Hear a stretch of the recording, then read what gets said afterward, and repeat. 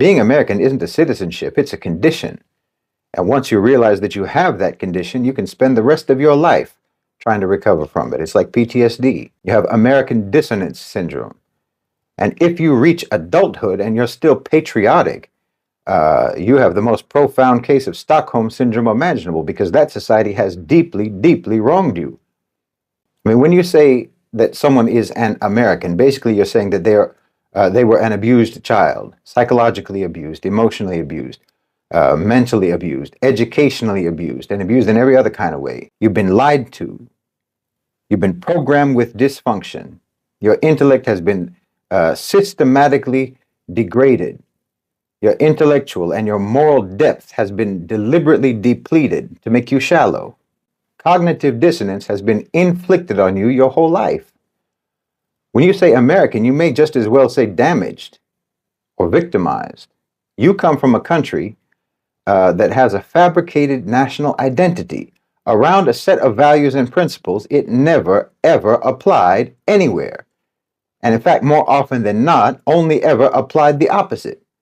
You live in a country that is demonstrably and obviously an authoritarian oligarchy, but which you have been taught since childhood is a democracy. No one living in America today has lived under any administration that wasn't guilty of war crimes and crimes against humanity, committed both abroad and on domestic soil. And you've been brainwashed into thinking that your country stands for freedom and justice. It's sick.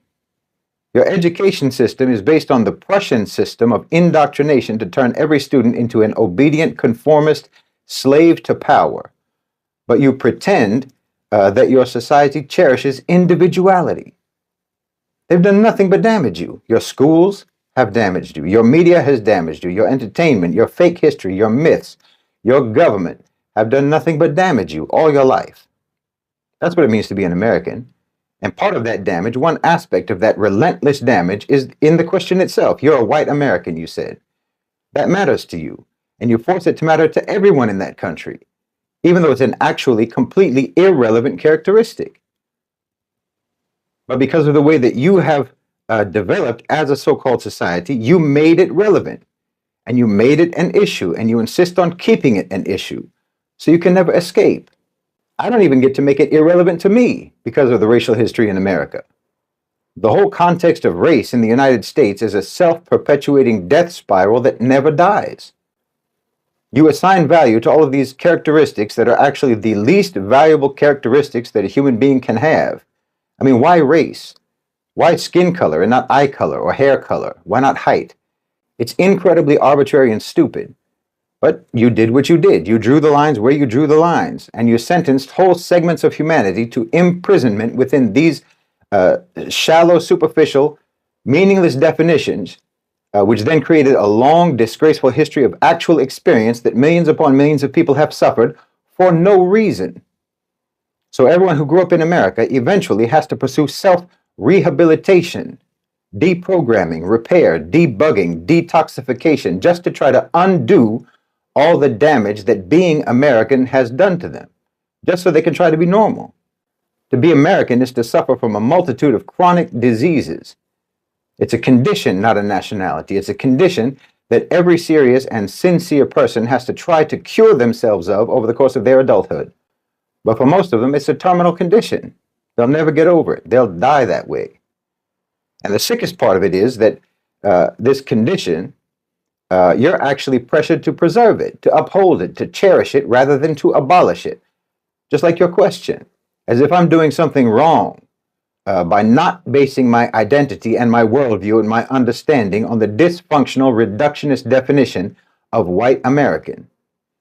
I mean, look, for most of the people who are categorized as Americans and who claim American history as their history, who feel some sort of, connection to the so-called founding fathers, Paul Revere and what have you. Most of them only have even been over there for 2 or 3 generations. A smaller number than that's been over there for 4 generations, and very few, except for the descendants of slaves, have been over there since the beginning. The overwhelming majority of so-called Americans throughout most of American history, their families were somewhere else. It's the same with mine. The Irish side of my family came over during the potato famine, and the German side came over more recently than that. Yet, for some reason, we're all supposed to believe that we are all somehow connected to the history and the cultural heritage of that country, connected to people that we're not connected to in any way whatsoever, as if they are our ancestors. You know, they even call them our forefathers. What do I have to do with George Washington? America isn't a tribe. America is nothing but a blood-soaked piece of land that a ragtag horde of Europeans fled to escape Europe. And then it became a land that people fled to escape American foreign policy that pillaged their own countries. And you know, the people that have undeniably been so-called American longer than 99% of so-called Americans, the descendants of African slaves, are still treated like outsiders in a country that they've been in longer than most people. They've been there at least as long as the most pedigreed aristocratic so-called Mayflower families. I mean, just on seniority alone, they're supposed to be among the highest status citizens of that country. Their ancestors sacrificed more by force and for more generations than anyone living in America today. But until now, they have to fight just to be given equal rights and equal opportunities on par with people who just got off the boat 3 generations ago, 2 generations ago, 1 generation ago, or yesterday. Let's not even talk about the indigenous people, because of course let's not talk about them. They're never to be spoken of.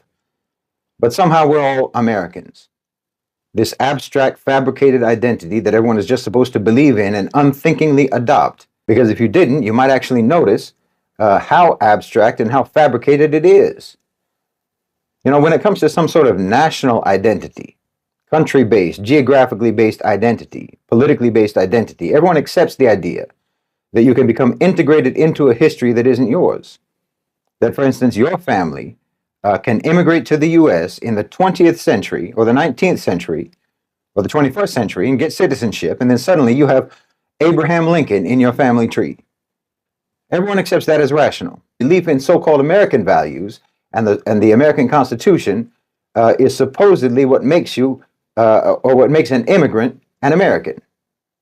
You know, an Italian American, a Greek American, a Haitian American, everyone. Everyone recognizes and everyone accepts that those people, immigrants, feel a connection to and still derive their identity from their home country. George Washington, Thomas Jefferson, Roosevelt, Kennedy, all of these men who never believed in or practiced the values that you're supposed to revere them for are supposed to mean more to you. Sorry, I do not identify with the hypocrites of so-called American history, who only ever use their preaching of values and principles as a way to mislead and misdirect the population and to distract them from the misery caused by the actual values that they practiced. The values of greed and selfishness and white supremacy and classism and materialism, exploitation, theft, murder, and plunder. I was raised in the country where those values were practiced but not preached, and where the values that were preached were not practiced. Just having been born there and just having been raised there does not oblige me to pretend otherwise. Being American is nothing but a legal status and an incidental fact of where my parents were when my mother gave birth to me. The rest of it is just damage and programming that I've had to overcome over the course of my life, and superficial characteristics like my language and, you know, certain cultural practices like the food and the manner of clothes that I'm used to, what I'm familiar with. But it's like what I've talked about before. Being a Westerner, being an American refers more to a mentality than a nationality. And separating that mentality from that nationality is the most crucial thing that any American can ever do for their own mental, spiritual, psychological, and emotional well-being. And I think that any American who does that, who genuinely does that, sincerely does that, well, I think that they will inevitably find that they feel that they have more in common with the people of the Global South than with mainstream America. I personally believe that nothing can actually help you do that. Deprogram yourself better than just try to come to terms with the fallacy of Americanness and Americanism. Well, I think that they'll realize how duped and how propagandized and how abused they've been their whole lives, and how the system over there is parasitically sucking every drop of blood, sweat, and tears out of their beings, and how all of their sacrifices and all of their hard work are being paid back in IOUs and counterfeit bills. I think they realize how they're being conned from the cradle to the grave. all for the enrichment and all for the benefit of people who don't and never did believe in the myths that they tell you about America, that they want you to believe. And I think that they'll start to identify with the oppressed and with the victimized all around the world. You know, just like how the super rich are a nation unto themselves, America's victims globally should be a nation unto themselves too. America's victims, foreign and domestic. And they should feel and they should build solidarity with one another, because we all have more in common with each other than we have with that predator nation that's been preying on all of us. Let's try to